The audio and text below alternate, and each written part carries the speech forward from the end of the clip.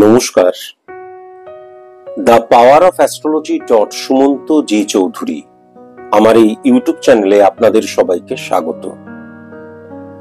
আজ আমি খুব একটা ইম্পর্টেন্ট বিষয়বস্তু নিয়ে আলোচনা করব এবং যে বিষয়বস্তু নিয়ে আলোচনা করব তার মধ্যে যুক্তি রয়েছে, তার মধ্যে বিজ্ঞান রয়েছে, তার মধ্যে ক্যালকুলেশন রয়েছে। কেবলমাত্র অ্যাজাম্পশনের মধ্যে দিয়ে আমি কাউকে খারাপ, কাউকে ভালো বা কাউকে টার্গেট করে নিলাম তা নয়। আজকে আমার আলোচ্য বিষয়বস্তুটি হচ্ছে মেষ রাশির জাতক জাতিকাদের ক্ষেত্রে 5 জন থেকে ভীষণ সাবধান হওয়া প্রয়োজন বা 5টি দিক থেকে ভীষণ সাবধান হওয়া প্রয়োজন। তার অর্থ এই নয় যে এই 5টি দিক আমার শত্রু বা আমার বিফলতার কারণ বা সফল না হওয়ার কারণ, তা নয়। আমাদের ছকের মধ্যে জন্ম ছক, স্পট ইমপ্লিমেন্টেশন ছক, কালপুরুষ ছক, এই ছকের মধ্যে দিয়েই বোঝা যায় আমার যে রাশি অর্থাৎ আমার স্থাপত্য, ভিত, পরিকাঠামো, মেরুদণ্ড, যার উপর আমি বেড়ে উঠছি।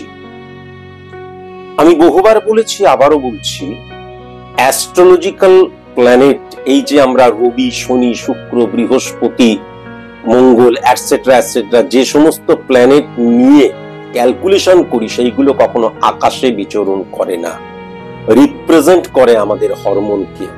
এটা সায়েন্টিফিক অ্যাস্ট্রোলজি বলছে, সায়েন্টিফিক অ্যাস্ট্রোলজির গবেষণা বলছে, সায়েন্টিফিক অ্যাস্ট্রোলজাররাও তাই বলছে, এবং এর পেছনে যুক্তি, অকাঠ্য যুক্তি, প্রমাণ সবকিছুই কিন্তু রয়েছে। মেষ রাশির জাতক জাতিকাদের এই যে 5টি দিক থেকে সাবধান হওয়া প্রয়োজন, 5 জনের থেকে সাবধান হওয়া প্রয়োজন। মনে রাখা দরকার যে আমার কিন্তু date of birth, time of birth, place of birth আলাদা। 140 কোটি মানুষ যদি হয় তাহলে প্রত্যেকের date of birth, time of birth, place of birth আলাদা। সুতরাং পুঙ্খানুপুঙ্খ অ্যাকুরেট প্রেডিকশন যদি আমার জানতে হয়, আমাকে করতে হয়, তাহলে একজন সায়েন্টিফিক অ্যাস্ট্রোলজারের কাছে যেতেই হবে। তিনি কিন্তু পুঙ্খানুপুঙ্খ 100% অ্যাকুরেট প্রেডিকশন করে দিতে পারেন। এখন পশ্চিম বাংলায় সবাই বলছে আমরা সায়েন্টিফিক অ্যাস্ট্রোলজার। কে সায়েন্টিফিক অ্যাস্ট্রোলজার? মনে রাখা দরকার, যিনি জন্মছক দ্বারা স্পট ইমপ্লিমেন্টেশন ছক ক্রিয়েট করতে পারেন। কে সায়েন্টিফিক অ্যাস্ট্রোলজার? যিনি date of birth, time of birth, place of birth না থাকলে হাত দেখি, সংখ্যাতত্ত্ব, হোরা পদ্ধতি, যদিও সংখ্যাতত্ত্ব পার্ট অফ অ্যাস্ট্রোলজি, কিন্তু অ্যাস্ট্রোলজি নয়, পরিপূর্ণ বা পূর্ণাঙ্গ অ্যাস্ট্রোলজি নয়। তাই জন্য এইগুলো যখনই আমাদের date of birth, time of birth, place of birth থাকবে না, তখন কেবলমাত্র কালপুরুষ ছকের মধ্যে দিয়েই কিন্তু সঠিক প্রেডিকশন করা সম্ভব। কালপুরুষ ছক আর কালপুরুষ ছক দুটো কিন্তু আলাদা। কালপুরুষ ছক ক্রিয়েট করা হয় চোখের কর্নিয়ার দ্বারা ক্যালকুলেশন করে। এইগুলোকে যাচাই করে তবেই কিন্তু সায়েন্টিফিক অ্যাস্ট্রোলজারের কাছে যাবেন।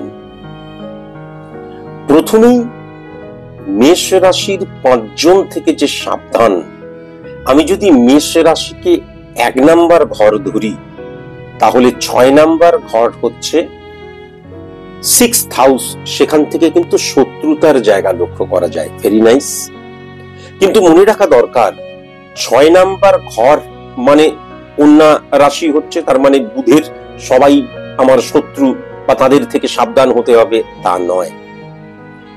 যখন আমি কারোর সাথে মিশছি, তারা যদি বুধের জাতক জাতিকা হয় এবং তাদের ছকের মধ্যে যদি 6 নাম্বার ঘরের ইনফ্লুয়েন্স বেশি থাকে, যদি 8 নাম্বার ঘরের ইনফ্লুয়েন্স বেশি থাকে, তার মানে যাদের রয়েছে তারা কিন্তু আমার জীবনে যে কোনো ক্ষেত্রে পজিটিভ ভাইব্রেশন ক্রিয়েট করবে না।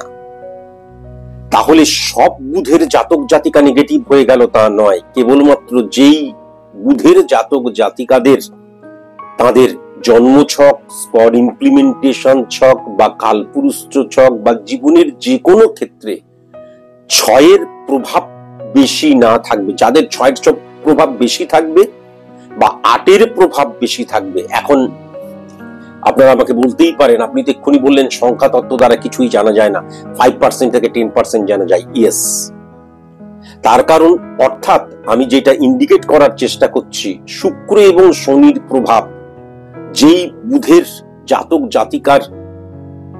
জাতিকার জীবনে বেশি প্রভাব থাকবে, তারা কিন্তু কখনো মেষ রাশির জাতক জাতিকার খুব একটা মিত্র হয়ে উঠতে পারে না।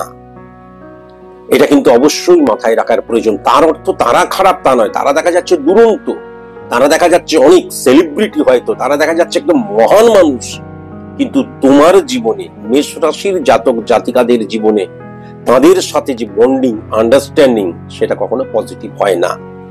এটা কিন্তু প্রথম। দ্বিতীয়, আমি যেটা দেখতে পাচ্ছি, 6 নাম্বার ঘরটা কন্যার ঘর, এবং আমি যদি 3 নাম্বার ঘরটা দেখি, সেটা কিন্তু মিথুনের ঘর, বুধ। তাহলে মেষ রাশির জাতক জাতিকাদের ক্ষেত্রে আমার কর্মস্থানের মানসিকতা আমার শত্রু হতে পারে। সবার ক্ষেত্রে তা নয়, তাই জন্যই বললাম প্রত্যেকের কিন্তু নিজস্ব প্রেডিকশন করানো প্রয়োজন। কর্মক্ষেত্রে, সেটা আমি বিজনেস করি, সেটা আমি সার্ভিস করি, কর্মক্ষেত্রে আমার মানসিকতাটা, আমার প্রতিবন্ধকতা বা আমার বিফলতার কারণ হতে পারে, আমার সাথেই শত্রুতা সে করছে, এটা কিন্তু লক্ষ্য করা যাচ্ছে। দ্বিতীয় যে পয়েন্টটা, এর পরের যে পয়েন্টটা, সেই পয়েন্টটা হচ্ছে 3 নাম্বার ঘরকে যদি খুব ভালো মতন দেখা যায়, তাহলে সেটাও বুধের ঘর। তাহলে যেই সময় আমার ভাই, আমার বোন রিপ্রেজেন্ট করে 3 নাম্বার ঘর, আমার মানসিকতা, আমার মনোভাব রিপ্রেজেন্ট করে 3 নাম্বার ঘর। ইভেন আমি যেখানে আছি সেখান থেকে খুব একটা দূরবর্তী স্থান নয়, একদম বিদেশে চলে গেলাম তা নয়, মোটামুটি নিকটবর্তী কেউ ইন্ডিকেট করে 3 নাম্বার ঘর। তাহলে আমার ভাই, আমার বোন, আমার নিকটবর্তী যেই স্থানে আমি যাতায়াত করছি, যে কোনো কাজে, প্রফেশনাল, পার্সোনাল, যে কোনো কাজের ক্ষেত্রে, এবং আমার মানসিকতা, মনোভাব, এরা কিন্তু আমার বিপক্ষে চলে যেতে পারে, বা এদের সাথে আমার বন্ডিং সঠিক নাও থাকতে পারে। বিশেষ করে আমার ভাই বোনের যদি দেখা যায় তাদের জীবনের মধ্যে, ওই যে বললাম শুক্রের ইনফ্লুয়েন্স বা শনির ইনফ্লুয়েন্স মারাত্মক রয়েছে, তার মানে কিন্তু তাদের সাথে পজিটিভ ভাইব্রেশন আমার ক্রিয়েট হবে না। এটা কিন্তু মাথায় রাখার প্রয়োজন আছে। এরপরের পয়েন্টটা হচ্ছে, আমি যদি খুব ভালো মতন দেখি 1 নাম্বার ঘর, মেষের ঘর, যদি কালপুরুষ ছক দ্বারা দেখি, কালপুরুষ ছক নয়, কালপুরুষ ছক দ্বারা দেখি 1 নাম্বার ঘর মেষ, তাহলে 8 নাম্বার ঘরটাও কিন্তু বৃশ্চিকের ঘর। তাহলে মনে রাখা দরকার, আমার যে ক্রোধ, আমার যে ওভার কনফিডেন্স, আমার যে এগ্রেসিভনেস, এবং আমার ঊর্জাটাকে নেগেটিভ ভাবে ইনফ্লুয়েন্স ক্রিয়েট করা, সেটাও কিন্তু আমার বিফলতার কারণ, বা আমার শত্রু, বা আমাকে সফল হতে দিচ্ছে না, এইটাও কিন্তু কারণ। এটাও কিন্তু আমি দেখতে পাচ্ছি। আরেকটা জায়গা যেটা লক্ষ্য করা যাচ্ছে, 12 নাম্বার ঘরটা কিন্তু বৃহস্পতির ঘর। এখন 6 নাম্বার ঘর দ্বারা 6, 1, 2, 3, 4, 5, 6, 7, তাহলে 6th হাউস, সমসপ্তমী কিন্তু কাকে হিট করছে? 12 নম্বর ঘরকে হিট করছে। তাহলে কিন্তু কি হয়ে যায়? প্রথমত হচ্ছে চন্ডাল ক্রোধ, চন্ডালের মতন রেগে গেলাম। হ্যাঁ, এমন রেগে গেলে পরে দেখা যাচ্ছে আমি মানে কি করছি নিজেই বুঝতে পারছি না। এটা সেকেন্ড কথা, ওভার কনফিডেন্ট হয়ে যাওয়া। থার্ড কথা, কেউ কিচ্ছু জানে না, আমি সব জানি। এই জায়গাটাও কিন্তু আমার বিফলতার কারণ। আবার যদি লক্ষ্য করা যায় যে 8 নাম্বার ঘর দ্বারা যদি ক্যালকুলেশন করা হয় বৃশ্চিক থেকে, তাহলে 2 নাম্বার ঘরটা আসছে।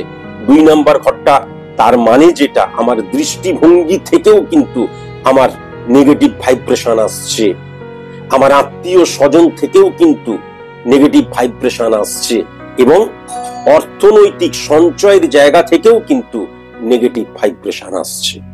আশা করি আমি বোঝাতে পারলাম। আজকের মতন এইটুকুই। নমস্কার।